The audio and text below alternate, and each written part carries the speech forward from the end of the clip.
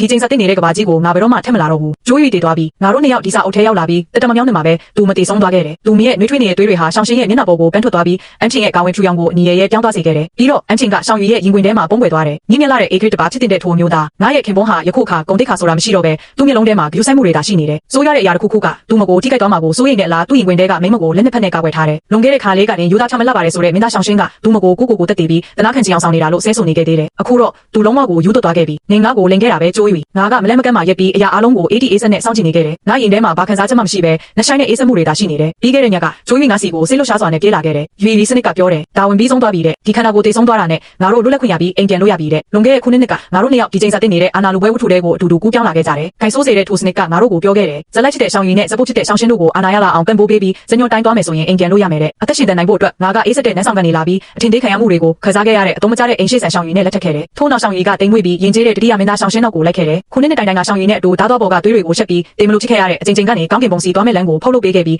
သူ့ကိုရာဇဝတ်လင်ပေါ်အတင်းတွန်းတင်ပေးခဲ့တယ်ငါလည်းဆန္ဒရှိတဲ့အတိုင်းမဟာချင်းချီရဲ့မိဖုရားကောင်ကြီးဖြစ်လာခဲ့တယ်နင်လဲရှောင်းရှင်းတဲ့အတူလူတိုင်းကအားကျက်လောက်အောင်ပြားရည်လိုချုံငင်ပြီးမြို့တော်မှာအချစ်ဆုံးဇနီးမောင်နှံတွေဖြစ်လာခဲ့တယ်မူလကတော့လုံးဝတဟဇာတဖြစ်တဲ့စက်ကွက်ပါပဲဒါပေမဲ့စနစ်ကနောက်ဆုံးအဆင့်ကျန်သေးတယ်လို့ပြောတဲ့အတွက်ငါတို့တစ်ချီချင်းနဲ့တာဝန်ကိုမပြီးမြောက်နိုင်ခဲ့ဘူးကျိုးရီနဲ့ငါရင်ထဲမှာတန်တဲတွေရှိနေပေမဲ့နေ့ရက်တွေကိုဆက်ပြီးရှင်တန်နေုံကရဲလို့မတက်နိုင်ခဲ့ဘူးရှောင်းရီကအေဂရစ်ဖြစ်နေပေမဲ့အရှိနှန်းဆောင်မှာငါ့ကိုဘယ်တော့မှမကောင်းမဆက်ဆံခဲ့ဘူးငါကသူ့ရဲ့အိမ်ရှိမိဖူရပဲသူ့ရဲ့မွေးမိခင်ကမိဖူရကောင်ဖြစ်ပေမဲ့အချစ်မခံရဘူးကွယ်လွန်သူအေဂရစ်ကမင်းမြတ်ကိုလှုပ်တော်နဲ့သူမမွေးဖွားတဲ့ကိုပါမြောက်မင်းသားကိုမျက်နှာသာပေးပြီးကိုပါမြောက်မင်းသားနဲ့အတူအချိန်ဖြုံးခဲ့တယ်တနေ့ထက်တနေ့ကြီးပြင်းလာတာနဲ့အမျှရှောင်းရီရဲ့အိမ်ရှိဆန်နေရကလည်းအခက်ခဲဆုံးချိန်တွေမှာရင်းရိုင်လာခဲ့တယ်မိခင်တူတဲကမွေးဖွားတဲ့သူနဲ့အတူရက်တီပေးနေတဲ့တက်တမမြောက်ညီတော်ရှောင်းရှင်းကလွဲလို့ပေါ့ရှောင်းရီရဲ့နားမှာငါတယောက်ပဲကြံခဲ့တယ်ကံကောင်းထောက်မစွာနဲ့အနေအများစွာကြုံတွေ့ခဲ့ရပေမဲ့နောက်ဆုံးမှာရှောင်းရီကဒီနေရာကိုရောက်လာခဲ့တယ်သူရာဇဝတ်လင်ပေါ်တက်ပြီးနောက်ပထမဆုံးအမိန့်ကငါ့ကိုမိဖုရားကောင်ကြီးအဖြစ်ခန့်အပ်ဖို့ပဲသူငါ့ကိုလေးစားတယ်ချစ်တယ်ငါ့ကိုဝမ်းနည်းပူဆွေးမှုတွေမခံစားစေချင်ဘူးကွယ်လွန်သူအေဂရစ်က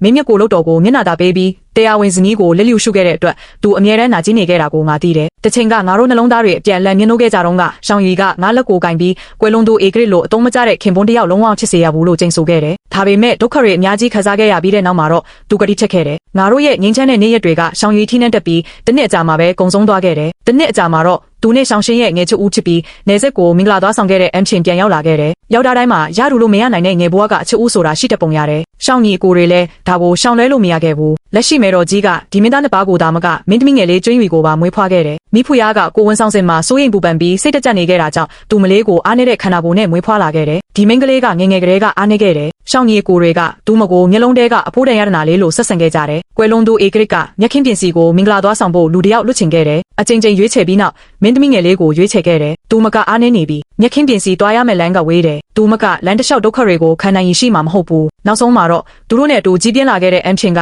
ကိုစားမျက်ခင်းပြင်ကိုတွားဖို့တောင်းဆိုခဲ့တယ်ဒါတောင်မှမင်းသမီးငယ်လေးကဒီဆောင်တွင်းမှာအသက်မရှင်နိုင်ခဲ့ဘူးဘယ်ကိုတွားရမှမသိတဲ့ရှောင်းညီကိုတွေရဲ့အချစ်ရှိစိတ်ကနှစရိုးလာပြီးကိုစားသွားပေးခဲ့တဲ့အမ်ချင်းကိုပေးအပ်ခဲ့ကြတယ်ယခုအမ်ချင်းကဂုံတိတ်ခါရှိစွာပြန်လည်ရောက်ရှိလာပြီးဖြစ်လို့မြို့တော်မှာဩဇာအာဏာရှိဆုံးအမျိုးသားနှစ်ဦးရဲ့နှလုံးသားထဲမှာကာကွယ်ပေးခံရဖို့ဖန်တီးပြီးသားဖြစ်နေတယ်အစပိုင်းမှာတော့ရှောင်းရီကသူ့ကိုယ်သူထိန်းချုပ်ထားနိုင်ခဲ့တယ်အရင်ဆုံးထိန်းချုပ်မှုကင်းမဲ့သွားသူကတော့ရှောင်းရှင်းပဲအဲ့ဒီနေ့ကနန်းတွင်းပွဲခန္ဓာကမူလကအမ်ချင်းပြန်လာတာကိုကြိုဆိုဖို့ပါဒါပေမဲ့မမျှော်လင့်ပဲလူတယောက်ကလူတိုင်းရှိမှမင်းသမီးအကြောင်းဆွေးနွေးရင်းစကားတခွန်းထပ်ချပြောခဲ့တယ်မျက်ခင်းပြင်တလေးထုံးစာအရာဖူရင်ဟောင်းတေဆုံးပြီးနောက်သူမကဖူရင်တင်းနဲ့လက်ထက်ရမှာတဲ့ဒါပေမဲ့အခုသူမပြတ်လာပြီးတကယ်ထူးဆန်းနေတဲ့အဲ့ဒီလိုစကားတခွန်းကြောင့်ဝင်လာတော့မဲ့အမ်ချင်းရဲ့မျက်နှာမူအရာညှိုးနှွမ်းသွားပြီးမျက်ရည်ကျစေခဲ့တယ်လို့သူမနဲ့အတူကြီးပြင်းလာခဲ့တဲ့ရှောင်းရှင်းကိုလည်းလုံးဝဒေါသထွက်စေခဲ့တယ်အဲ့ဒီနောက်မှာအမြဲတမ်းရင်ကျေးတိမ်မွေးတဲ့မင်းသားကပထမဆုံးအကြိမ်အဖြစ်လူတယောက်ကိုလက်ပါခဲ့ပြီးပွဲခံနေတဲ့လူတယောက်ကိုခေါင်းကွဲပြီးသွေးတွေထွက်လာတဲ့အထိရိုက်နှက်ခဲ့တယ်တယောက်ယောက်ကမင်းသမီးကိုစော်ကားတယ်ဆိုရင်သူ့မှာဖြည့်ရှင်းဖို့နေလန်ပေါင်းတောင်းမကရှိနိုင်ပေမဲ့ဒီလိုကြီးမားတဲ့အရှုပ်ထွေးကြီးမဖြစ်စေသင့်ဘူးသူ့ရင်ထဲကဒေါသကိုသူမငြိမ်သက်နိုင်ခဲ့ပုံရတယ်သူကတက်ကြွတဲ့လူငယ်တယောက်ရဲ့အမူအရာနဲ့လူတိုင်းကိုနားလည်စေဖို့ဒီလိုပြက်ကွက်မျိုးကိုတိတိကျကျလုပ်ပြခဲ့တယ်အမ်ချင်းကအိမ်ထောင်ကြပြီးမုတ်ဆိုးဖြစ်နေပြီးဆိုပေမဲ့လည်းသူ့အတွက်တော့ကိုမျက်လုံးလိုတန်ဖိုးထားရသူဖြစ်နေသေးပါပဲအဲ့ဒီနေ့ကရှိနေတဲ့သူတွေအားလုံးကဇနီးတဲ့ကိုအသက်တမျှချစ်မြတ်နိုးတဲ့ထိုမျိုးသားဟာအမ်ချင်းအတွက်တိုက်ခတ်ရမှာဝင်ချန်ချေတဲ့ဇနီးတဲ့ကိုလက်နောက်ပြန်တွန်းဖယ်လိုက်တာအထင်သာမြင်လိုက်ရတယ်သူမြရဲ့ဝမ်းပိုက်အောက်ပိုင်းကစားပွဲထောက်နဲ့ရိုက်မိသွားပြီးချက်ချင်းဆိုသလိုသွေးတွေထွက်လာခဲ့တယ်တသက်လုံးမျက်နှာပါမယ်လို့တစ်ချိန်ကကျင်ဆိုခဲ့ဘူးတဲ့ရှောင်းရှင်းကိုသူမငေးမကြည့်နေရင်းနဲ့ပဲ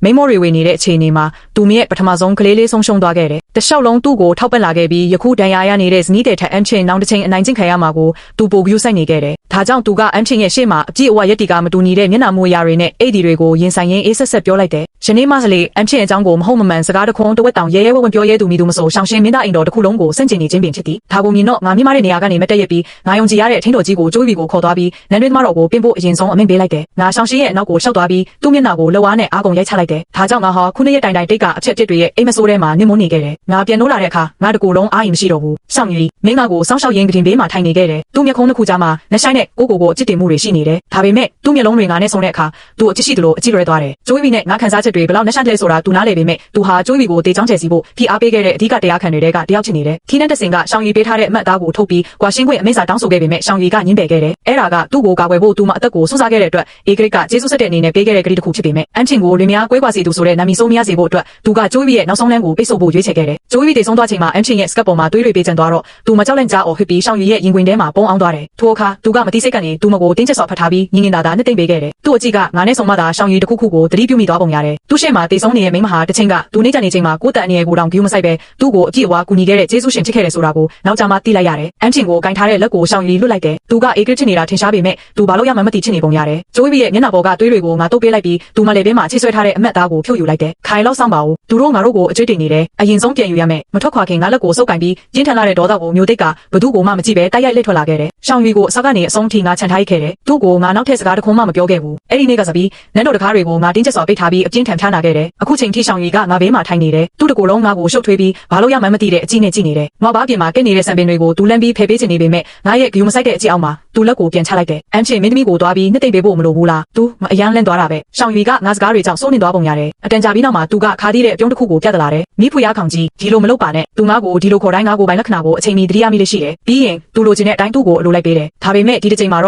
့ငါတုံးပြန်မှုမလုပ်ပဲတိတ်ဆိတ်ချင်းနဲ့သာသူ့ကိုရင်ဆိုင်လိုက်တယ်ရှောင်းရီကငါရဲ့နားလည်မှုကိုမရခဲ့ဘူးအတန်ကြာပြီးနောက်သူကတတိထားပြီးဒုတိယစကားတစ်ခုကိုပြောလိုက်တယ်အန်ချင်းသူမတမင်လောက်တာမဟုတ်ပါဘူးငါသူ့မကိုအကျယ်ချုံနဲ့အချစ်ပေးထားပြီးပါပြီထွက်သွားစမ်းပါငါရိုးရိုးလေးပဲပြောလိုက်တယ်ရှောင်းရီရဲ့မျက်နှာမူအရာကမသေးချာမရေရာဖြစ်နေတယ်နောက်ဆုံးမှာတော့သူတော်ထွက်ပြီးသူ့လက်အင်ဂျီကိုခါကလှည့်ထွက်သွားတယ်ရှောင်းရီထွက်သွားပြီးနောက်တစ်ယောက်ငါစီကိုရောက်လာတယ်အဲ့ဒါရှောင်းရှင်းပဲမင်းသားတစ်ပါးအနေနဲ့မူလကသူနန်းတွင်းဆောင်တဲ့ကိုဝင်ခွင့်မရှိဘူးဒါပေမဲ့ရှောင်းရှင်းကယူသွတ်နေပြီးသူဝင်လာဖို့အတွက်ခေါင်းချက်ခံရမယ်ဆိုရင်တောင်ကျင်းနေနေလိမ့်မယ်ကျိုး၍ငါအတွက်ခြံထားခဲ့တဲ့စကားတွေရှိရမယ်ယုံယူနင်ငါကိုပြောပြပါငါရှေ့ကယူသွတ်နေတဲ့လူတစ်ယောက်လိုအိမ်ချုံပြီးဖလိုဖြဲဖြစ်နေတဲ့အမျိုးသားကိုကြည့်ရင်ငါခမ်းမထဲမှာထိုင်နေရဲ့အရင်ကမျိုးတော်ရဲ့နံပါတ်1တခင်လေးဆိုတဲ့အရေးအယောင်လုံးဝမရှိတော့ဘူးဒီအချိန်မှာရှောင်းရှင်းရဲ့မျိုးလုံးတွေကညီရဲနေတယ်ကျိုး၍သူမတရုပ်ဆောင်နေတာမဟုတ်ဘူးလားသူမတကယ်ကြီးဘယ်လိုလုပ်ခုံချသွားတာလဲသူမကအာယုံဆိုင်ခံရဖို့ဒီနေ့လန်းကိုတုံးရတာနှစ်သက်တာလေသူမဘယ်လိုလုပ်အန်ချင်းပြန်ရောက်လာကြတဲ့ကကျိုး၍နဲ့ရှောင်းရှင်းကြားကတချိန်ကချုံမြင်ခဲ့တဲ့နေ့ရက်တွေနောက်ထပ်မပေါ်လာတော့ဘူးငါနဲ့မတူတာကအစကတည်းကအစ်စ်အမှန်နှလုံးသားကိုတင်းစိတ်ထားပေမဲ့တိမ်မွေ့ပြီးဟာတရန်ရှိတဲ့မင်းသားငယ်ရှောင်းရှင်းကိုတကယ်ချစ်မိသွားတဲ့မိုင်းမဲတဲ့မင်းကလေးတစ်ယောက်နဲ့သူ့ကိုကယ်တင်ဖို့ကောင်းကင်ကနေဆင်းသက်လာတဲ့မင်းကလေးတစ်ယောက်ချစ်ချိုးတွေ့တာကလုံးဝပုံမှန်လိုပါပဲဒါကြောင့်သူမပထမဆုံးကလေးလေးဆုံးရှုံးသွားတော့ကသူမတနေကုန်ငိုခဲ့တယ်အစပိုင်းမှာတော့ရှောင်းရှင်းကအရန်အချစ်ရှိသလိုခံစားရပြီးသူမဘေးမှာအမြဲနေကဝန်ခံစကားတွေဆက်တိုက်ပြောပြီးဒီလိုမျိုးနောက်တစ်ချိန်ချစ်စေရဘူးလို့ကျင်းဆိုခဲ့တယ်ဒါပေမဲ့နောက်ပိုင်းမှာအန်ချင်းမင်းသမီးကနန်းတော်ကိုလာလေပြီးကလေးတေဆုံးမှုကိုအတုံးချကကျိုးဝီကိုတမင်တကာဆိတ်ဆုပ်ပေးခဲ့တယ်ကျိုးဝီကထိန်းချုပ်မှုကင်းမဲ့သွားပြီးသူမကိုရိုက်လိုက်တယ်အဲ့ဒီအချိန်ကစားပြီးရှောင်းရှင်းအဖို့ပြုပေးတဲ့သူကကျိုးဝီကနေအန်ချင်းချစ်ပြောင်းလဲသွားတယ်အစပိုင်းတုန်းကကလေးကိစ္စကကို့မှာပါမင်းမှာကို့ပေါ်တော့ထွက်စရာတွေရှိနေတယ်ဆိုရင်တော့အန်ချင်းကမင်းကိုထိခိုက်နေတာစေဖို့ဘယ်တော့မှရည်ရွယ်ချက်မရှိခဲ့ဘူးဒါပေမဲ့မင်းကသူမရဲ့ဂုဏ်သိက္ခာကိုဖျက်ဆီးခဲ့တယ်ဒါကအန်ချင်းကိုငါတို့အကျွေးတင်နေတာပဲအဲ့ဒီနောက်ပိုင်းရှောင်းရှင်းကအဲ့ဒီလိုစကားတွေမကြာခဏပြောလာပြီးကျိုးဝီနဲ့တချီချီဝေးကွာသွားခဲ့တယ်အယူမှုရောက်လာတဲ့ကျိုးဝီကိုရင်ဆိုင်ရချိန်မှာပြုံးပြီးရက်တောင်နဲ့သူမခေါင်းကိုခောက်ကစိတ်ရှိလက်ရှိတင်ကြားပေးတတ်တဲ့သူမတန်ရရချိန်မှာညင်သားစွာဆေးထည့်ပေးတတ်တဲ့ညမြတ်တဲ့မျိုးသမီးတွေရဲ့၆ချခံရချိန်မှာတုံးဆိုင်မနေပဲထွက်ရက်တီပေးတတ်တဲ့မင်းသားငယ်လေးဟာအဲ့ဒီအချိန်ကစားပြီးပျောက်ကွယ်သွားခဲ့တယ်အန်ချင်းကကျိုးဝီကို၆ချတဲ့နေလန်းတွေကပို့ပို့ပြီးရိုင်းဆိုင်လာတယ်ဒါပေမဲ့အဲ့ဒီမြေကန်ပြီးနှလုံးသားမရှိတဲ့မျိုးလုံးတွေကအခုချိန်ထိမမြင်နိုင်ခဲ့ဘူးသူမရှိမှနာကျင်စွာဒူးထောက်နေတယ်ငါနောက်တစ်ချိန်နောက်မရချင်တော့ဘူးအဲ့ဒီတုန်းကငါအရန်အားနေခဲ့တယ်ကျိုးဝီကိုငါမကာကွယ်နိုင်ခဲ့ဘူးအခုအန်ချင်းကိုကာကွယ်ပေးနိုင်ဖို့ပဲငါမျှော်လင့်တယ်အရာအလုံးကဒီလောက်ပါပဲဘာလို့ကျိုးဝီကငါကိုမယုံရတာလဲငါတို့ကလင်မယားတွေမဟုတ်ဘူးလားငါရလိုက်တယ်နင်ကသူမရဲ့ခင်ပွန်းလို့အခေါ်ခံရဖို့မတန်ပါဘူးနင်မင်းနေပြီလားလွန်ခဲ့တဲ့တစ်နှစ်ကလေးကကျိုးဝီကနစ်စီကနေကွာရှင်းဖို့အမိစာတောင်းခဲ့တယ်ရှောင်းရှင်းကဒါကိုကြားတော့ရုတ်တရက်ခေါင်းမော်လာတယ်သူ့မျက်နှာမူအရာကသတိဝီရိယရှိလာတယ်ယုံယူနင်ဘာလို့လိုက်တာလဲလို့ငါကိုကြည့်ပြီးမေးတယ်သူ့အတန်ဆုံးသွားတာနဲ့အမင်းတော်ပြန်နှက်ဖက်တဲ့အတန်ရောက်လာတယ်ကောင်းကင်ဘုံကြီးအမင်းတော်အရာအေဂရီမင်းမြတ်အမိန့်ချမှတ်သည်အမိန့်စာကိုဒီပြုတ်လိုက်တာရှောင်းရီပဲဒီတစ်ချိန်တော့သူမတက်ရှိတင်ရှားရှိစဉ်ကကွာရှင်းဖို့ရှောင်းရီရဲ့တောင်းဆိုချက်နဲ့အမှတ်သားကိုသူလက်ခံလိုက်တယ်ယခုအခါရှောင်းရှင်းမင်းသားဇနီးမောင်နှံကွာရှင်းတစ်ဆယ်သွားပြီးမင်းသမီးကလွတ်လပ်တဲ့အဆင့်တန်းကိုပြန်လည်ရရှိသွားပြီးသူမကိုတာမန်အမျိုးသမီးတို့ဦးလိုတင်းကျွဲမှာဖြစ်ပြီးနောက်မှရှောင်းရှင်းနဲ့အတူတူတင်းကျွဲမှာမဟုတ်ဘူးငါကအမြင့်ဆုံးနေရာမှာထိုင်ပြီးရှောင်းရှင်းကိုလှောင်ပြောင်တဲ့အမူအရာနဲ့ကြည့်နေလိုက်တယ်ဘာလင်မယားလဲနင်းသူမကိုမယုံကြည်တော့တဲ့အချိန်ကစားပြီးနင်းသူမရဲ့ခင်ပွန်းချစ်ဖို့မတန်တော့ဘူးသူမသေးခင်ကတော့နင်းအကြောင်းစကားတစ်ခွန်းတစ်ဝက်တောင်မပြောခဲ့ဘူးနင်းကိုပြဖို့သူမတရုပ်ဆောင်နေတယ်လို့နင်းထင်နေတာဒါပေမဲ့သူမရင်ထဲမှာတော့နင်းကဘာမှမဟုတ်တော့ဘူးရှောင်းရှင်းယူသွတ်သွားပြီးဘေးနားကအဆောင်တွေကသူ့ကိုဆွဲချက်သွားတယ်ပြင်ပန်းနဲ့စွာနဲ့ငါထိုင်ခုံကိုမိလိုက်ပြီးအရေးတွေစီကိုအကြည့်တွေရောက်သွားတယ်ရှောင်းရီကအဲ့ဒီနေရာမှာဘယ်ချိန်ကလေးကရောက်နေမှမသိဘူးသူ့ကိုငါကြည့်ပြီးအေးဆက်ဆက်အတန်နဲ့ပြောလိုက်တယ်ဒါကနင်းရဲ့ရော်ကျေးပဲငါလိုချင်တာဒါတွေမဟုတ်ဘူးဆိုတာနင်းသိပါတယ်ကျိုးပြီးအသက်ဆုံးရှုံးခဲ့ရတယ်တာဝန်ရှိသူကလည်းသူ့ အသက်နဲ့ပြန်ပေးဆက်ရမယ်။ယုံကြည်အန်ချင်းကတမင်လောက်တာမဟုတ်ပါဘူး။ဒီလိုစကားမျိုးကိုသူကိုယ်တိုင်တောင်ယုံမှာမဟုတ်ဘူး။ဒါပေမဲ့သူကအန်ချင်းကိုကာကွယ်ဖို့ရွေးချယ်ပြီးကိုလက်စားနေတော့ပဲ။ရှောင်းရွေးတီးချင်မှတီးလိုက်မယ်။အန်ချင်းကိုသူကြည့်တဲ့အခါသူ့မျက်လုံးတွေကအချစ်တွေနဲ့ပြည့်နေပြီးငါ့အပေါ်တစ္ဆာရှိမယ်ဆိုတဲ့ကတိကိုစောင့်ထိန်ဖို့လောက်ပဲလုပ်နေတာ။ဒါပေမဲ့သူနှစ်ဖက်စလုံးကိုတေချာမကင်တွယ်နိုင်ခဲ့ဘူး။အဲ့ဒီအချိန်မှာငါအရန်ပင်ပန်းနေခဲ့တယ်။ငါနားလည်ပါပြီ။သွားပါတော့။ရှောင်းရွေးတင်းနေရမှာချက်တီသွားတယ်။သူငါ့ကိုကြည့်နေတဲ့ပုံစံကအနှင်းငယ်စိမ့်သက်ပြီးရှုပ်ထွေးနေတယ်။အရင်တုန်းကအိမ်ရှိဆက်အတွက်ကောင်းမှုနဲ့ညှင်းနှုတ်ဖွဲ့ကောင်းတဲ့အထောက်ကိုတယောက်ချစ်ဖို့ငါကအမြဲတမ်းတိမ်မွေ့ပြီးသဘောထားကြီးတဲ့ပုံစံမျိုးလုပ်ခဲ့တယ်။ငါလုံးရက်တွေကြောင့်စိတ်လှုပ်ရှားသွားပြီးသူကငါ့ကိုအချိန်ချင်းဖတ်ထားခဲ့တယ်။မင်းတို့ဇနီးတယောက်ရတာကိုယ့်ရဲ့ကံကောင်းမှုပါပဲ။အခုငါပြန်ဖို့နေလန်းကိုတည်သွားပြီးငါရဲ့တဘာဝစရိုက်ကိုဖုံးကွယ်ထားစရာမလိုတော့ဘူး။ရှောင်းရွေးနင်းသူမကိုတက်ဖို့ဆန္ဒမရှိဘူး။နင်းသူမကိုအကျွေးတင်နေတယ်လို့ခစားရလို့နင်းကျေးဇူးရှင်ရဲ့အသက်နဲ့ပြန်ပေးဆက်တယ်။တကယ်ကိုအောက်တန်းကြလွန်းတယ်။ဒီစကားတွေကအလုံးပုံကန်တဲ့စကားတွေပဲ။မိဖူရခေါင်ကြီးမင်းယူသွားပြီဟုတ်တယ်ငါယူသွားပြီငါပျော်ရှင်စွာရဲလိုက်တယ်ရှေ့တလန်တိုးပြီးလက်ကိုမြောက်ကသူ့မျက်နှာကိုညင်သာစွာပုတ်တက်လိုက်တယ်ရှောင်းရွေးငါလဲတည်တော့မယ်ငါနင့်ကိုမလို့ချင်တော့ဘူးအဲ့ဒီနေ့ကသူနန်းတော်ထဲကနေထိတ်လန့်ကြားထွက်ပြေးလို့တက်ဖြစ်သွားတယ်သူမကြားနိုင်တော့တဲ့စကားတွေကိုပြောရင်းသူ့ကြောပြင်ကိုငါစိုက်ကြည့်နေမိတယ်ငါတည်တော့မယ်နင်တို့အားလုံးလည်းကောင်းကောင်းမွန်မွန်နေနိုင်ဖို့မတွေးနဲ့ငါကဘယ်တော့မှရရောတဲ့သူမဟုတ်ဘူးခန်းစားချက်ကနေရုပ်ဝတ္ထုပစ္စည်းတွေအထိငါအရန်ကိုရှင်းရှင်းလင်းလင်းတွက်ချက်တတ်တယ်အကျိုးစီးပွားအပြန်လန့်ဖလှယ်တာကိုပဲငါယုံကြည်တယ်အမျိုးသားနဲ့အမျိုးသမီးကြားကအစ်စ်အမှန်ခန်းစားချက်ဆိုတာတွေကိုဘယ်တော့မှလွယ်လွယ်နဲ့မယုံဘူးငါနဲ့ရှောင်းရီကြားကအိမ်ထောင်ရေးတောင်ငါရဲ့မူလကဘာမှာဆိုရင်စက်ပြက်စနီးမောင်နဲ့လို့ခေါ်လို့ရတယ်ထင်ရှားတဲ့အတုံးမကျတဲ့ဧကရစ်တစ်ပါဖြစ်ပေမဲ့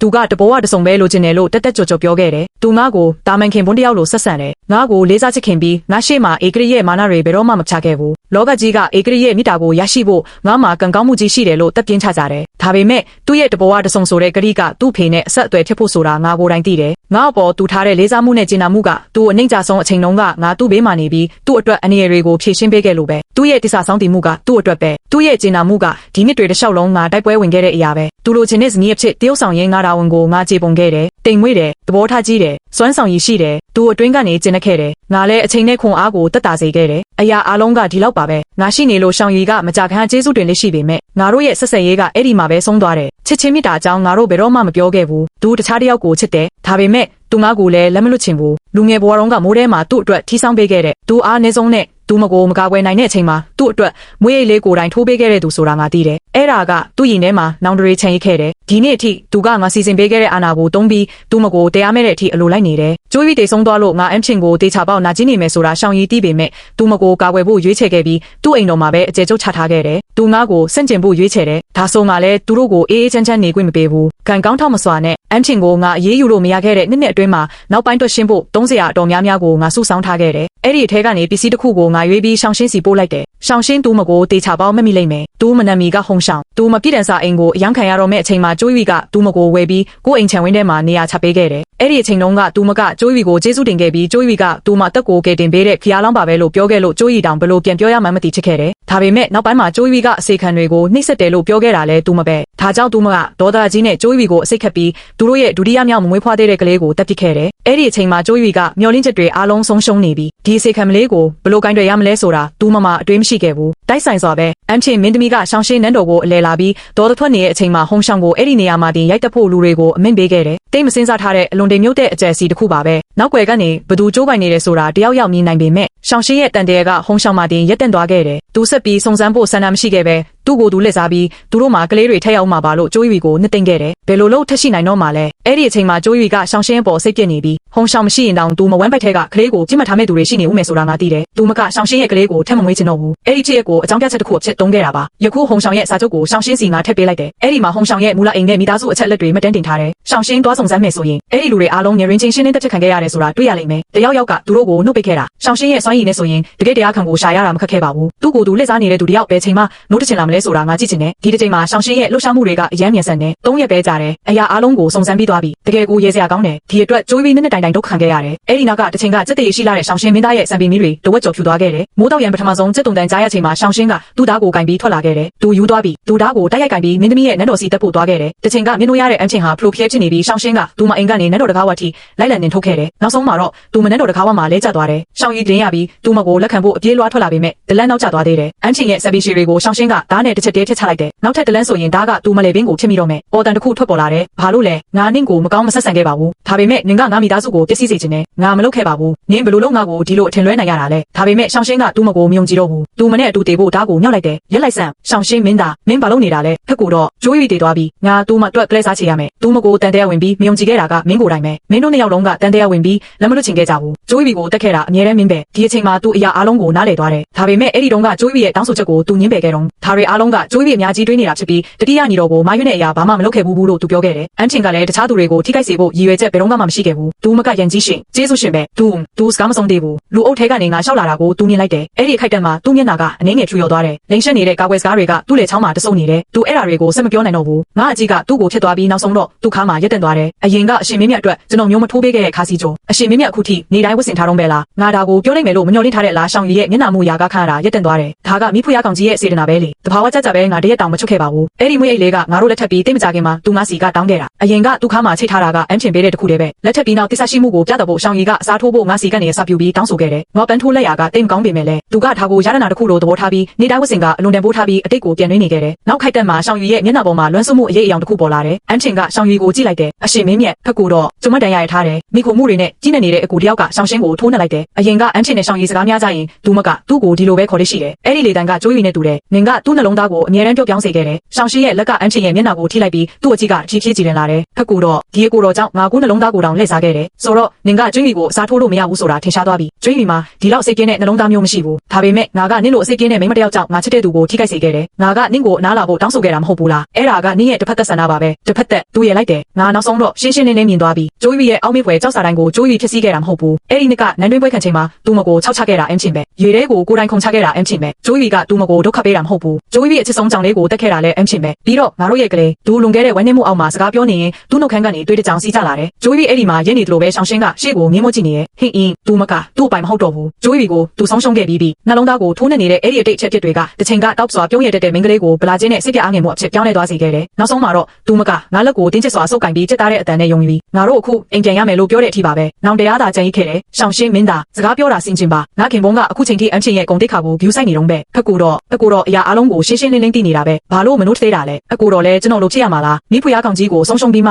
နောင်တရနေတာဒူးလောင်ပြောင်းလိုက်ပြီးလက်ကိုမြောက်ကရှောင်းရှင်းကိုရိုက်လိုက်တယ်ရှောင်းရှင်းရဲ့ခေါင်းကဆောင်းသွားတယ်အတန်ကြာပြီးနောက်မှာသူသတိပြန်လဲလာတယ်ဖက်ကိုတော့ကျိုးပြီးနဲ့ကျွန်တော်ကတစ်ချိန်ကအကိုတော့စီကကျေးဇူးတစ်ခုရခဲ့ဘူးတယ်အဲ့ဒီကျေးဇူးကိုအသုံးပြုပြီးအန်ချင်းမင်းသမီးနဲ့လက်ထပ်ခွင့်တောင်းချင်ပါတယ်ငါမလို့ချင်ဘူးအန်ချင်းကငူတူပြီးအကိုတော့ကျေးဇူးပြုပြီးသူငါကိုတက်လိုက်မယ်လို့ပြောတယ်ဖက်ကိုတော့ကျွန်တော်ရဲ့ညီကုန်းကိုအကိုတော့မြင်ပြီးပြီပဲကျွန်တော်အကိုတို့ကိုနောင်မရစေချင်ဘူးဒါပေမဲ့ရှောင်းရီကမတုံ့ပြန်ခဲ့ဘူးသူငါကိုပဲကြည့်နေတယ်ငါလောင်ပြုံးပြုံးပြီးလှည့်ထွက်သွားတယ်ဒါပေမဲ့ရှောင်းရှင်းကငါကိုခေါ်လိုက်တယ်ငါသူ့မကိုတခြားကဘာတစ်ခုမှမြင်ခဲ့တယ်ငါခြေလမ်းတွေရက်တန့်သွားတယ်ငါအိမ်မက်ထဲမှာသူ့မကိုမြင်ခဲ့တယ်သူမအရန်ပျော်ရွှင်စွာပြုံးနေတယ်နေပြူဟာဆိုတာဘာလဲသူမပြန်လာနိုင်သေးလားတည်သွားတဲ့သူကဘယ်လိုလုပ်ပြန်လာနိုင်မှာလဲဒါပေမဲ့နေပြူဟာဆိုတာဘာလဲဆိုတာငါမင်းကိုပြောပြနိုင်တယ်အဲ့ဒါကိုရဖို့ကိုတက်နဲ့လဲလဲလိုက်ယုံယူပြီးမိဖုရားကောင်ကြီးအနေနဲ့မင်းအမြဲတမ်းဒီလိုဖြစ်နေလို့မရဘူးပြဿနာရှာတာကိုရက်လိုက်တော့အန်ချင်းကရှောင်းရီရဲ့နောက်မှာပုံနေပြီးသူမနှုတ်ခမ်းထောင်းကငါကိုလောင်ပြောင်တဲ့အနေနဲ့ကွေးတက်သွားတယ်တနာစရာပဲလို့သူမကအတန်မထွက်ပဲစကားလုံးတွေကိုပုံဖော်လိုက်တယ်ငါသူမကိုအလိုမလိုက်ခဲ့ဘူးငါရှောင်းရှိရဲ့ဓာတ်ကိုဆွဲထုတ်ပြီးသူမျက်နှာစီတိုက်ရိုက်ခုတ်ချလိုက်တယ်စူးရှားတဲ့အော်တန်တစ်ခုထွက်ပေါ်လာတယ်သူမမြည်ကြီးပေါ်လဲကျသွားတယ်ငါသူမကိုကြည့်ပြီးရုတ်တရက်ရဲလိုက်တယ်အခုနင်ဒုက္ခိဖြစ်သွားပြီနင်ပို့ပြီးတော့တောင်တနာစရာကောင်းနေသေးတယ်ဒုတိယအချက်မခုတ်ခင်မှာရှောင်းရီကငါလက်ကောက်ဝတ်ကိုဖမ်းဆုပ်လိုက်တယ်မိဖုရားကောင်ကြီးရှောင်းရီကအလွန်တော်ထွက်နေတယ်ငါကိုကြည့်နေတဲ့သူ့အကြည့်ကရင်းနှက်ကြီးလိုမောင်မိုက်နေတယ်ငါသူ့မျက်လုံးတွေကိုကြည့်ပြီးရုတ်တရက်ပြုံးလိုက်တယ်ပြီးတော့ငါသူ့ကော်လာကိုဆွဲကင်လိုက်ပြီး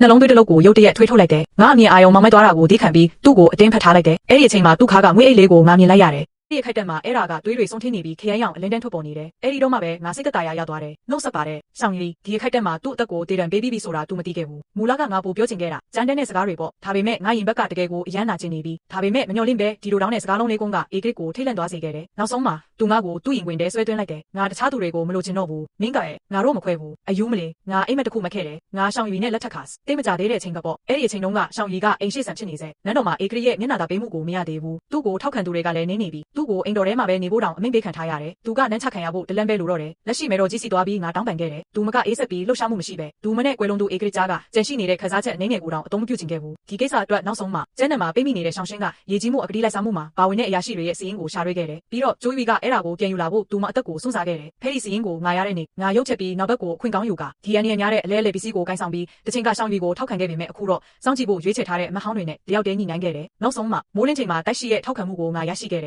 ်မထွက် ခွာခင်မှာသူကငါ့ကိုပွင့်ပွင့်လင်းလင်းပြောခဲ့တယ်တညလုံးငါ့ကိုတိုက်ရိုက်တက်ပြီးစရင်ကိုလူယူဖို့သူတွန်းဆုံနေခဲ့တယ်တဲ့ဘာဖြစ်လို့လဲဆိုတော့အဲ့ဒီအချိန်တုန်းကရှောင်းရီမှာဘာတန်ပိုးမှမရှိတော့လို့ပဲကြဲရောင်တစ်စက်မှမရှိတဲ့အဲ့ဒီမောင်မိုက်တဲ့ညီမဒေမင်းနဲ့မရင်မတွက်နိုင်အောင်ငါထိတွေ့ခဲ့ရတယ်ကံကောင်းစွာနဲ့နောက်ဆုံးမှာငါအောင်မြင်ခဲ့တယ်အစိုးရဖွဲ့မှာဆယ်စုနှစ်ချီရှိနေခဲ့တဲ့ဒီမြေခွေးအိုကြီးကနောက်ဆုံးတော့အထင်ရှားဆုံးမဟုတ်တဲ့ရှောင်းရီပေါ်မှာအလောင်းစားလုပ်ဖို့ရွေးချယ်ခဲ့တယ်သူငါ့ကိုမေးတယ်အမျိုးသမီးတွေကဘာလို့အမျိုးသားတွေလောက်ပြင်းပြင်းထန်ထန်တိုက်ပွဲဝင်တင်တာလဲတဲ့သူ့လေတံတွေကလောင်ပြောင်မှုကိုငါဂရုမစိုက်ခဲ့ဘူးမင်းသားကတာမန်လူမဟုတ်ဘူးသူဆန္ဒရှိတာကိုငါဖြစ်မြောက်အောင်လုပ်ပေးမယ်တရားမှာကိုဘာကြောက်စရာရှိလဲအဲ့ဒီစကားတွေကရှောင်းရီကိုအနိုင်ယူဖို့အထူးတလဲပြောခဲ့တာနောက်ဆုံးတော့ရှောင်းရီရဲ့နားထဲကိုရောက်သွားတယ်အရှင်းနှန်းဆောင်ကိုငါပြန်ရောက်တော့ရှားပါတဲ့ယာရနာတစ်ခုကိုကင်ထားသလိုသူငါ့ကိုတင်းကျပ်စွာဖတ်ထားခဲ့တယ်အဲ့ဒီအချိန်ကသူ့အတန်ကဆူဆွနေပြီးငါနားနားမှာစိုးနေစွာပြောခဲ့တယ်ဒီဘဝမှာငါမိဘတွေကငါ့ကိုမတနာခဲ့ဘူးကံကောင်းလို့ငါမှမင်းရှိတယ်အဲ့ဒီအတွေ့အကြုံကတကယ်ကိုအနေများတယ်ကိစ္စပြီးသွားတဲ့နောက်ငါတို့၄ယောက်လက်ယောင်အောက်မှာအရက်တောက်ခဲ့ကြတယ်ခမီးတော်အေဂရစ်ကငါ့ကိုလက်လျူရှုတယ်မေတော်မိဖုရားကငါ့ကိုလက်လျူရှုတယ်သူတို့ကိုငါမလိုချင်တော့ဘူးယခုမှလေငါယုံကြည်ကိုပဲလိုချင်တော့တယ်ခွက်ကိုကြည့်ရင်ငါမျက်လွှာချလိုက်ပြီးမတုံ့ပြန်ခဲ့ဘူးစဘေးနာကကျိုးဘီကစားပွဲကိုရိုက်ပြီးကျဲလောင်းစွာပြန်ချေခဲ့တယ်ငါတို့အားလုံးဒီမှာရှိတယ်အခက်ခဲထောင်ပေါင်းများစွာကိုဘာကြောက်စရာရှိလဲအားလုံးကကိစ္စသေးသေးလေးတွေပါသူငယ်ချင်းတို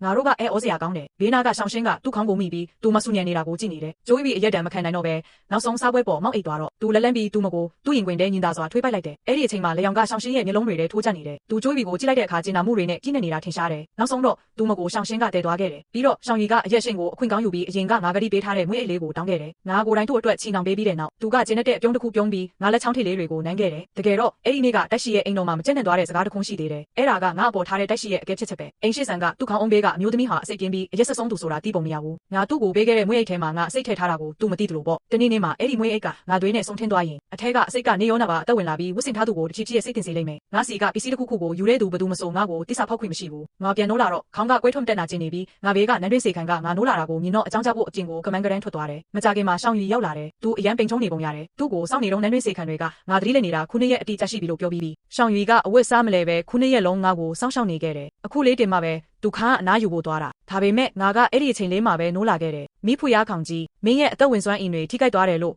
နန်းတွင်းသမားတော်ကပြောတယ်ကိုတောင်းပန်ပါတယ်သူစကားပြောရင်းငါစံပင်တွေကိုထိဖို့လက်လက်လိုက်တယ်ဒါပေမဲ့သူဆန့်ထုတ်လိုက်တဲ့လက်ကတောင်းတင်းသွားပြီးငါရဲ့လောင်ပြောင်တဲ့အကြည့်အောက်မှာလေထဲမှာတင်ရက်တန့်သွားတယ်သူငါကိုတောင်းပန်လိုက်မယ်လို့ငါထင်ခဲ့တာအန်ချင်ကိုလွတ်ပေးဖို့တောင်းပန်မယ်အတိတ်ကကိစ္စတွေကိုစက်မချဖွေဖို့တောင်းပန်မယ်လို့ဒါပေမဲ့ငါမမျှော်လင့်ထားတာကတတိယညီတော်ကိုလော့ခိုင်စီလွတ်ဖို့ကိုစီစဉ်ထားတယ်အန်ချင်လည်းသူနဲ့အတူလိုက်သွားလိုက်မယ်ယုံယူမပြောင်းလဲပါနဲ့ငါတို့အရင်တုန်းကစီပြန်သွားလို့ရမလားဒူးမကိုငါမတုံ့ပြန်ခဲ့ဘူးညနာပြင်အပြင်ဘက်ကနေအစေခံတယောက်သတင်းပို့တဲ့အတန်ထွက်လာတယ်အရှင်မင်းမြတ်ကိုတန်တော်ဦးတင်ပါတယ်အန်ချင်မင်းသမီးရေကန်တဲ့ခုံချသွားပါတယ်ရှောင်းရီစက်မထိုင်နိုင်တော့ဘူးသူငါကိုအချစ်ရှိတဲ့အကြီးနဲ့ကြည့်တယ်သူမကကိုလစ်လျူရှုလို့မရတဲ့ကျေးဇူးရှင်ပါကိုသွားကြည့်ုံလေးပါကိုပြန်လာတာကိုစောင့်နေပါသူတေချာပေါက်ပြန်မလာတော့ဘူးငါလည်းတေချာပေါက်စောင့်နေမှာမဟုတ်ဘူးငါခုတင်ပေါ်ကထပ်ပြီးကြားရင်းပေါက်စီလျှောက်သွားတယ်အဲ့ဒီမှာရှိုးဝက်စာတစ်ဆောင်ရှိနေတယ်လာဖို့တဲ့သူကပျောက်သွားပြီးဖျောင်းတိုင်မီးအောင်အောက်မှာစာကိုငါဖျက်ဖက်လိုက်တယ်အဲ့ဒီမှာလိပ်စာတစ်ခုရေးထားတယ်ဖတ်ပြီးတာနဲ့စာရွက်ကိုမီးထဲမှာမီးရှို့လိုက်တယ်တန်းကောင်ရဲမှာရွှွန်ကျူးရဲ့ဒုတိယဆောင်မှာငါထားခဲ့တဲ့အမှတ်သားကိုတယောက်ရောက်လာယူသွားတယ်သူတို့ငါကိုလူတယောက်နဲ့တွေ့ဖို့ခေါ်သွားလိမ့်မယ်ရှောင်းရီကတညလုံးပြန်မလာဘူးအန်ချင်ရဲ့အိမ်တော်မှာဖြစ်ပျက်ခဲ့တဲ့ကိစ္စတွေကိုငါအကြံချင်းသိတယ်ရေကန်တဲကနေကေတင်ခံရတဲ့တနာစရာသူလေးကရှောင်းရီရောက်လာပြီးမှဖြည်းဖြည်းချင်းနိုးလာတယ်သူမကရှောင်းရီရဲ့ရင်ခွင်တဲကိုပြည့်ဝင်ပြီးမိုးရသည်ကတစ်တော်ပန်းလေးတွေလိုမူယိုကမြို့တော်ကနေမထွက်ခွာခြင်းဘူးအေဂရစ်ရဲ့အနားကနေမခွာခြင်းဘူးလို့ပြောတယ်ဘယ်စကားကနောက်ဆုံးမှာရှောင်းရီကိုစိတ်လွတ်ရှားသွားစေမှန်းမသိပေမဲ့အန်ချင်ကသူနဲ့အတူထွက်ခွာသွားတယ်ဒါပေမဲ့မြို့တော်စင်ချေဖုံးကနေထွက်သွားပြီးတိတ်မကြခင်မှာပဲအန်ချင်ရဲ့ယထာလုံးထိန်းချုပ်မှုကင်းမဲ့သွားတယ်ယထာလုံးတစ်ခုလုံး6နှစ်ကြီးတဲ့ပြုတ်ကျသွားတယ်ဒီလောကမှာအန်ချင်မင်းသမီးလို့ခေါ်တဲ့သူလုံးဝပျောက်ကွယ်သွားပြီးရှောင်းရှင်းမင်းသားကဒါကိုမယုံကြည်ဘူးယထာလုံးကိုကိုယ်တိုင်တွားစစ်ဆေးဖို့အတင်းကျပ်လုပ်ခဲ့တယ်သူလည်းပြုတ်ကျသွားတယ်ကံကောင်းစွာနဲ့သူ့တန်ရာတွေကမပြင်းထန်ဘူးဒါပေမဲ့နိုးလာပြီးနောက်သူယူသွားတယ်တေမလူဆဲဆဲအခိုက်တက်မှာသူတောင်းတရတဲ့သူကိုမြင်ခဲ့ရတယ်လို့သူပြောတယ်အဲ့ဒီအချိန်ကစားပြီးရှောင်းရှင်းမင်းသားကနေတိုင်းကိစ္စရက်တွေကိုမကင်တွယ်တော့ပဲတရေဘောကြောင့်တကောင်လို့ကိုထိခိုက်အောင်နေလဲမျိုးစုံနဲ့စ조사နေရတယ်ဘာလို့လဲဆိုတော့အဲ့ဒီလိုလှုပ်ချင်းကသူ့ရဲ့ကွယ်လွန်သွားပြီဖြစ်တဲ့မိဖုရားကိုမြင်ရစေနိုင်တယ်လို့သူပြောလို့ပဲတည်င်းမျိုးတော်ကိုပြန်ရောက်လာတော့ရှောင်းရီကငါဘေးမှာစောင့်နေတယ်အဲ့ဒါကိုကြားတော့သူခေါင်းကုန်ပြီးသူ့လက်ထဲကဇုံးကိုညင်သာစွာမှုနေတယ်သူ့လက်ထဲကဆေးကန်ကိုငါခောက်ချလိုက်တယ်သူဒေါသမထွက်ဘူးအေးအေးဆေးဆေးပဲနောက်ထပ်တကန်အပြည့်ချိပြီးတကန်လုံးကုန်အောင်တောက်လိုက်တယ်ပြီးတော့ပကံကိုချထားပြီးငါအကြည့်ကိုရှောင်လွဲလိုက်တယ်ကိုအန်ချင်ပေါ်ကျေးဇူးဆက်ယုံတတ်ပါမင်းကကိုရဲ့တူးတဲတော်စနီးပါမင်းကိုနားလည်နိုင်တယ်မဟုတ်လားသူရွေးချယ်မှုလုပ်ပြီးသွားပြီငါမတုံ့ပြန်ခဲ့ဘူးမင်းနဲ့တဲ့ခရိုင်ရောင်တန်းနေတဲ့သူ့နှုတ်ခမ်းတွေကိုပဲကြည့်ပြီးရဲလိုက်တယ်အန်ချင်ကိုပြန်တွေ့ရတာလောဝက်အကြာမှာပဲအဲ့ဒီအချိန်မှာသူမကနာမည်ပြောင်းပြီးမိဘမဲ့တယောက်ချစ်ကမေတော်ကြီးရဲ့အနားမှာအစေခံနေပြီးကွယ်လွန်သူအေခေလက်ထက်တုံးကအချစ်မခံရတဲ့ဒီမိဖုရားဟာသူမရဲ့သမီးငယ်ကျွင်းပြီးတေဆုံးသွားပြီးနောက်လောကီရေးရာတွေကိုမင်းမျက်တော့ပဲတာအိုနဲ့ဗုဒ္ဓဘာသာကိုရှာဖွေဖို့ကိုယ်တိုင်ညှို့နှံထားခဲ့တယ်အခုအပြင်လောကကတည်ထားတာကငါကနန်းတော်ထက်ပိုတော့တယ်ကိစ္စတွေကိုစီမံခန့်ခွဲဖို့လူတယောက်လိုအပ်သေးတယ်ဆိုတာပဲသူမကအဲ့ဒီနာမည်နဲ့ပြန်လာပြီးရှောင်းရီပေးဖို့တဲ့စေတနာတွေကိုလည်းပြန်ယူလာခဲ့တယ်ရှောင်းရီကအရန်တော်ထွက်နေတယ်သူ့အမေကိုသူမုန်းတယ် ဒါပေမဲ့အန်ချင်ကိုနေရာချထားဖို့သူမနဲ့ပူးပေါင်းရလိမ့်မယ်မေတော်ကြီးနန်းတော်ကိုပြန်လာတဲ့နေ့ကသူ့သားရှောင်းရီကသွားမကြိုခဲ့ဘူးဒါပေမဲ့မေတော်ကြီးကဂရုမစိုက်ဘူးဒီနှစ်တွေအတွင်းဧကရစ်ရဲ့ဂူဘီမန်ကိုစောင့်ရှောက်ရတာကသူမရဲ့ဒေါသကိုပြေပြောက်စေခဲ့ပုံရတယ်သူမကကိုတိုင်လှုပ်ထားတယ်လို့ပြောတဲ့အချိုပွဲတကန်ကိုဧကရစ်စီပို့ဖို့သူမရဲ့အစီခံကိုအမိန့်ပေးခဲ့တယ်အဲ့ဒီနေ့ကရှောင်းရီကနန်းတွင်းစာကြည့်ဆောင်မှာနေ့လေကင်းတစ်ခုလုံးထိုင်နေခဲ့တယ်နောက်ဆုံးမှာတော့သူအချိုပွဲကိုပြန်မပို့ခဲ့ဘူးသူကအချိုတွေကိုမတောင်းတဘူးလူငယ်ဘဝတုန်းကဘယ်တော့မှမရခဲ့ဘူးတဲ့ဒီမိခင်မြတ်တာအနှဲငယ်ကိုသူတောင်းတခဲ့တယ်မွန်းတကန်လေးကအဲ့ဒီနာကသူ့မျက်လုံးတွေကိုညီရဲသွားစေခဲ့တယ်ငါနန်းဆောင်မှာသူအချိန်ကြာကြီးထိုင်နေခဲ့တယ်လူငယ်ဘဝကသူ့ရဲ့ဝမ်းနည်းမှုဆွေးမှုတွေကနေအတိတ်ကဒီမွန်းတကန်ထိပြောချင်စရာတွေအများကြီးရှိပုံရတယ်ငါတန်ဖိုးမထားခဲ့တဲ့ဒီမွန်းတကန်ကိုငါအပြည့်အဝတည်ထားပြီးသားပါနောက်ဆုံးတော့မိုးလင်းတဲ့အထိတညလုံးသူထိုင်နေခဲ့တယ်ယုံကြည်ချစ်နိုင်ရင်ကိုလက်လွတ်လိုက်တင်တယ်သူကအမုန်းတရားတွေကိုလက်လွတ်ပြီးသူ့ရဲ့အတိတ်ကကိုတိုင်နဲ့ငင်းချမ်းရေးယူချင်ခဲ့တယ်မွန်းတကန်တဲကိုပဲတုံးပြီးငါနှင်းငယ်အော်သွားတယ်ဈေးပေါ်လိုက်တာယုံကြည်ငါကဧကရစ်ပဲငါရှေ့မှာသူ့ရဲ့အဆင့်တန်းကိုသူပထမဆုံးအကြိမ်အလေးပေးပြောဆိုတာပဲသူ့မိခင်စီကမွန်းတကန်ရပြီးနောက်လူငယ်ဘဝကလိုအပ်နေတဲ့ချစ်ချင်းမြတ်တာကိုသူစုပ်ကင်ထားနိုင်ပြီလို့ယုံကြည်ပြီးနောက်မှာသူကအရင်ကသူ့ကိုယ်သူအလွယ်တကူတစ္ဆာဖောက်လိုက်တယ်သူမတ်တက်ရက်ပြီးငါကိုမုန်းကြည့်တယ်ယုံကြည်မင်းကအမြဲတမ်းဒီလိုဖြစ်နေပြီးကိုနားလည်ဖို့ဆန္ဒမရှိရင်တဘာဝကြကြဆန္ဒရှိတဲ့တခြားသူတွေရှိလာလိမ့်မယ်သူ့ကိုနားလည်ပေးဖို့ဆန္ဒရှိတဲ့သူကတဘာဝကြကြပဲမေတော်ကြီးရဲ့နားမှာရှိနေတယ်ရှောင်းရီကနှစ်20ကျော်ကြာမိခင်မြတ်တာကိုတောင်းတခဲ့တယ်နောက်ကျနေပေမဲ့နောက်ဆုံးတော့ရောက်လာခဲ့ပြီဒါပေမဲ့အဲ့ဒီချစ်ချင်းမြတ်တာကအစ်စ်အမှန်လို့မထင်ရဘူးအနည်းဆုံးတော့သူ့ရဲ့အားနည်းနေတဲ့ခြေလမ်းတွေနဲ့ပိန်ကျုံနေတဲ့ခန္ဓာကိုယ်ကိုမေတော်ကြီးကတတိမထားမိဘူးဒါပေမဲ့ရှောင်းရီကကျင်းတဲ့ဖို့လွယ်ကူပါတယ်မွန်းတကန်စိုးရိမ်ပူပန်တဲ့စကားအနေနဲ့ရေတွေစီးဆင်းနေသလိုရတနာတွေကိုနှစ်တွေအားလုံးအတွက်စားထိုးဖို့မေတော်ကြီးရဲ့နန်းဆောင်စီပို့ဆောင်ပေးခဲ့တယ်အဲ့ဒါနဲ့ရှင်ရင်ငါဘက်ကအများကြီးပိုလိစိတ်ပြီးအများကြီးပိုလွတ်လပ်လာတယ်ဒီနေ့လွင်လုံးရေကန်ထဲကငါးချင်းတွေကိုငါးစာကျွေးတယ်ဆိုတဲ့အကြောင်းပြချက်ကိုသုံးပြီးငါလက်ထဲကရှုပ်ဝတ်စာကိုငါရဲ့စက်ထဲငါပြစ်ထည့်လိုက်တယ်ငါလက်လိုက်တော့ငါနောက်မှာရက်နေတဲ့အမ်ချင်းမင်းသမီးနဲ့တိုးတယ်တနာစရာပဲမင်းကငါ့ကိုမြို့တော်မှာမနေစေချင်ဘူးဒါပေမဲ့ငါနေုံတင်မကပ်ဘူးနန်းတော်ထဲတောင်ဝင်လာပြီးဧကရစ်ကတော့သူ့ရှေ့မှာအစီခံဖို့ငါ့ကိုခွင့်ပြုထားတယ်ငါသူနဲ့နေတိုင်းတူရှိတယ်ငါစီကဘာတော့ပြန်မှုမှမတွေ့ရတော့သူမကရှေ့တိုးလာတယ်မင်းနဲ့မင်းသူငယ်ချင်းနှစ်ယောက်လုံးကအတုံးမကျတဲ့အမိုက်တွေပဲဒါကိုကြားတော့ငါလက်ထဲကငါးစာတွေအားလုံးကိုပစ်ချပြီးသူမကိုကြည့်လိုက်တယ်သူမင်းရဲ့အပြုံးကပျောက်ကွယ်သွားတယ်ငါရှေ့တလန်းပဲတိုးလိုက်တယ်သူမတုံရင်သွားပေမဲ့နောက်မဆုတ်ဘူးငါမျက်လုံးထောင်းကနေအရေးထဲမှာလှုပ်ရှားမှုတစ်ခုကိုငါမြင်လိုက်တယ်ဧကရစ်စီဒင်းဖို့တယောက်ယောက်ကတိတ်တဆိတ်ထွက်သွားပြီးတော့အန်ချင်ကဆက်ပြီးရန်စနေတယ်မင်းသူငယ်ချင်းကတကယ်ကိုအတုံးမကျဘူးသူရှေ့မှာစကားနှင်းငယ်ပြောရုံနဲ့တင်သူကလှုပ်ဆောင်ဖို့စိုးရိမ်နေပြီးသူမကအဲ့ဒီညီကိုနှစ်ယောက်ကိုအရန်ယူသားစွာဆက်ဆံခဲ့တာဒါပေမဲ့နောက်ဆုံးတော့ဘယ်သူမှသူ့မကိုမယုံကြည်ခဲ့ဘူးငါမလှုပ်ရှားဘူးငါဘေးကနန်းတွင်းစေခံတွေကိုပဲကြည့်လိုက်တယ်ချက်ချင်းပဲတယောက်ယောက်ကရှေ့ထွက်လာပြီးသူ့မကိုရိုက်လိုက်တယ်အန်ချင်ချက်တီသွားတယ်ယုံကြည်နင်းခွင်းအပြင်ဘက်ကနေခြေတံတွေအမြန်ထွက်လာပြီးအန်ချင်ကငါ့ကိုအောင်ပွဲခံတဲ့မျက်လုံးတွေနဲ့ကြည့်တယ်နောက်ခိုက်တက်မှာသူ့မအတန်ကတနာစရာကောင်းသွားတယ်အရှင်မင်းမြတ်ကျမကိုကဲပါဒါပေမဲ့လာတဲ့သူကဧကရစ်မဟုတ်ဘူးမေတော်ကြီးဘေးကအစီခံခေါင်းဆောင်ပဲအရှင်မင်းမြတ်ကနန်းတွင်းစာကြည့်ဆောင်မှာတတိလက်သွားတယ်တွားရောက်ကြည့်ရှုဖို့ပြင်ဆင်ရန်အမြန်ပြန်လာဖို့မေတော်ကြီးကအမိန့်ပေးလိုက်ပါတယ်အဲ့ဒီတော့မှသူမငါ့ကိုတတိထားမိသွားပုံရပြီးလက်ထက်အော်ဟစ်သွားတယ်ငါအန်ချင်ကိုကြည့်လိုက်တယ်အခုသူမျက်နှာကတကယ်ကိုအကြောက်တရားတွေပြတ်နေပြီငါထက်ပြီးလှုပ်ရှားမှုမလုပ်ဘူးသူမရင်ဘက်ကပန်းဖွားကိုပဲကြည့်လိုက်တယ်အရန်ထူးခြားတာပဲမင်းမြက်ခင်းပြင်ဖူရင်နဲ့မလက်ထက်ခင်မှာချစ်ချင်းမိတာအမတ်သားအနေနဲ့ဒီလိုလေမှုခရာမျိုးရခဲ့တယ်လို့ကြားတယ်ကောလာဟလတွေကမှန်ပြီးမင်္ဂလာမဆောင်ခင်ကတည်းကမင်းကတိပေးခဲ့တယ်ဆိုရင်တော့အဲ့ဒါတကယ်ကိုဇလန်းကောင်းတစ်ပုတ်ပဲသူမငိုပြီးထွက်ပြေးသွားတယ်အဲ့ဒီနောက်မှာရှုပ်ဝတ်စာထက်ရောက်လာတယ်လေတန်ကအရေးတကြီးပဲသူမပေါ်သွားနိုင်တယ်တိုက်ခိုက်မဲ့စစ်တပ်ပဲနေရာရောက်နေပြီလေလို့မေးထားတယ်ငါခါရေးပြီးစာပြန်ရေးလိုက်တယ်နောက်နေ့မျိုးတော်ကိုရောက်တော့ရှောင်းရီရောက်လာတယ်သူကအန်ချင်အတွက်ရက်တီပေးဖို့လာတာသူမကမင်းနဲ့မတူဘူးနန်းတော်မှာသူမအတွက်ဘယ်သူမှမရှိဘူးဘာလို့သူမကိုအခက်တွေ့အောင်လုပ်နေရတာလဲရှောင်းရီကိုလှည့်စားနေတာရက်လိုက်တော့နှစ်ခုလုံးရနိုင်တယ်ဆိုတာမျိုးမရှိဘူးရှောင်းရီအတန်ကြာတိတ်ဆိတ်သွားပြီးနောက်ငါရှေ့မှာပြောတယ်ငါကဧကရစ်ပဲအန်ချင်ကိုလို့တော့ချက်သိမ့်ပိုက်တာကိုစင်ချေပေးဖို့ဒါကဒုတိယအကြိမ်သူအလေးနဲ့ပြောတာပဲတချင်ကသူ့ဖေစီမှာသူမုန်းတီးခဲ့တဲ့အရာကအခုသူ့ကိုပိုင်စင်ချေဖြစ်လာပြီးငါသူ့ရဲ့ဖြူရုံနေတဲ့မျက်နှာကိုကြည့်ပြီးမျိုးတော်ထဲကိုတိတ်တဆိတ်ဝင်ရောက်လာပြီးသားလူတွေကိုတွေးကဖြည်းဖြည်းချင်းပြုံးလိုက်တယ်ရှောင်းရီကအခုဧကရစ်ဖြစ်နေပြီဒါပေမဲ့မကြခင်ဖြစ်တော့မှာမဟုတ်ဘူးသူနေတဲ့ချစ်မှုမျိုးနဲ့ငါ့ကိုလာယန်စတာငါခွင့်မပြုဘူးငါ့ကိုတမင်တကာထိုးနှက်ဖို့တတိယအကြိမ်ဖြစ်ရှောင်းရီကအန်ချင်အတွက်ခန်းနာတဲ့အခန်းနာတစ်ခုတောင်ပြင်ဆင်ခဲ့တယ်ဒါကသူမရဲ့အထုံးတောက်ဆုံးအခိုက်တံပဲခန်းနာတဲ့အဝတ်စားတွေဝတ်ဆင်ထားပြီးအစီတန်းစာအပြည့်စုံဝတ်ဆင်ကသူမလိုချင်တဲ့အမျိုးသားစီကိုရှောက်သွားတယ်သူလက်ကိုဆန့်ထုတ်လိုက်တယ်ဒါပေမဲ့မထိခင်လေးမှာပဲသူမျက်နှာမူအရာရုတ်တရက်ပြောင်းလဲသွားပြီးအန်ချင်ကသူမအင်ဂျီလက်ထဲကဓားမြောင်ကိုရုတ်တရက်ဆွဲထုတ်လိုက်တယ်ရှောင်းရီရဲ့ရင်ဘတ်ကိုချိန်ရွယ်ပြီးပြင်းပြင်းထန်ထန်ထိုးချလိုက်တယ်ရှုပ်ထွေးမှုတွေကြားမှာသူမနောက်တစ်ချက်မထိုးခင်မှာသူ့လက်မောင်းကိုဖောက်ထွင်းသွားတယ်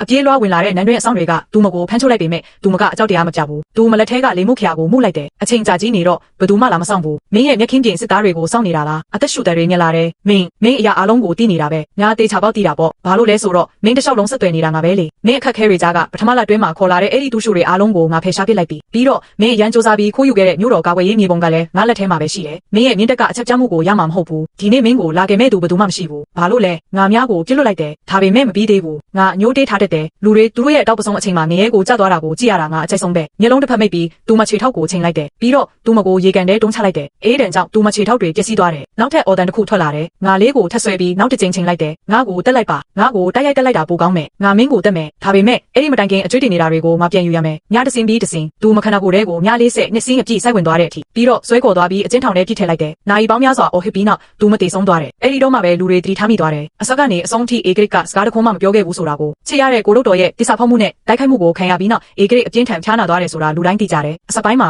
သူ့အတန်ထွက်နိုင်သေးတယ်။သူ့ကိုကယ်တင်ဖို့ငါ့ကိုတောင်းဆိုဖို့စ조사ခဲ့တယ်။ငါပြုံးယုံပဲပြုံးပြီးသူ့ဘေးမှာထိုင်ကလက်ဖက်ရည်တောက်နေခဲ့တယ်။ဒီအချိန်တွင်းမှာရှောင်းရီကအတုံးမကြတော့ဘူးဆိုတာအတီးပြူပြီးနောက်မေတော်ကြီးတစ်ချိန်လာခဲ့တယ်။သူမကသူမရဲ့ရွှေရှာမှုကိုမဖုံးကွယ်ထားပဲနှာခေါင်းကိုပိတ်ပြီးထွက်သွားတယ်။ရှောင်းရီရဲ့စက်ကမူလာကသူမကိုခေါ်ဖို့စ조사နေတာရက်သွားတယ်။သူမထွက်သွားတဲ့ကြောပြင်ကိုသူကြည့်နေုံပဲ။အဲ့ဒီနေ့ကစပြီးသူစကားပြောနိုင်တော့ဘူး။ဒါပေမဲ့တိုင်းပြည်တစ်ခုကခေါင်းဆောင်မရှိပဲမနေနိုင်ဘူး။ကိုးပါးမြောက်မင်းသားကိုငါပြန်ခေါ်လာတော့ရှောင်းရီမျက်လုံးတွေပြူးကျဲသွားပြီးသူ့မျက်နှာမူအရာကဒေါသတွေနဲ့ကြီးနေနေတယ်။မေတော်ကြီးကအေဂရစ်ကိုမျက်နှာလိုမျက်နှာရလှုပ်ချင်နေတာ။သူမကနင့်ကိုမျက်စိနောက်လို့နန်းတော်ထဲကနေပြောင်းရွှေ့ဖို့အကြံပြုထားတယ်။ဒီတစ်ချိန်တော့ရှောင်းရီရုန်းကန်နေတာကိုရက်လိုက်တော့သူ့မျက်လုံးတွေကအလင်းရောင်အားလုံးဆုံးရှုံးသွားပြီးသူမကိုတိတ်ဆိတ်ကြည့်နေတယ်။အတန်ကြာပြီးနောက်မျက်လုံးတွေကိုမိတ်လိုက်ပြီးမျက်ရည်တစ်ပေါက်ကျလာတယ်။ငါပြုံးလိုက်တယ်။ငါပိုင်တဲ့အရာကိုငါပြန်ယူယုံပဲ။အပူလည်းမပါဘူး။အလိုလည်းမရှိဘူး။ငါနင့်ကိုရအောင်ကူညီပေးခဲ့တဲ့အင်ပါယာကိုနင်းပြန်ပေးတင်တယ်။သူ့ကိုဆုံးပစ်ခံအိမ်ရှိဆန်တန်းဆောင်စီပြန်ပို့လိုက်တယ်။အခုတော့အပြက်စီးတွေပဲကျန်တော့တယ်။အေဂရစ်ကသူ့ကိုအဲ့ဒီမှာထာဝရအကျယ်ချုပ်ချထားဖို့အမိန့်ပေးလိုက်တယ်။မထွက်ခွာခင်နောက်ဆုံးအမှန်တရားကိုငါသူ့ကိုပြောပြခဲ့တယ်။အဲ့ဒီတုန်းကအန်ချင်ကနင့်အတွက်တောင်းပန်ခဲ့တာမဟုတ်ဘူး။သူမကမျက်ခင်းပြင်မင်းသားကိုချစ်နေပြီးနင်ကအဲ့ဒီထဲမှာဘယ်တော့မှမပါဝင်ခဲ့ဘူး။သူတိတ်ဆိတ်နားထောင်နေတယ်။ဘာတော့ပြန်မှုမှမရှိဘူး။ငါလက်ထွက်သွားတဲ့အချိန်မှသာသူ့မျက်လုံးတွေက